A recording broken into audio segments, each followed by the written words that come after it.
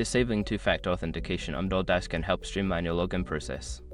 Follow these steps to turn off the security feature. Step 1. Open the DoorDash app. Launch the DoorDash app on your mobile device or visit the DoorDash website on your computer. Step 2. Access account settings. Log into your account if you haven't already.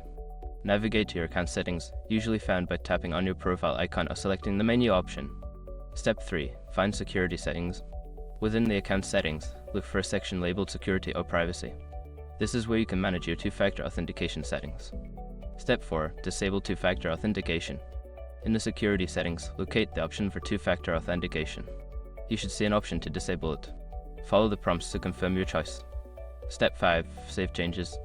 After disabling two-factor authentication, ensure you save any changes made to your account settings.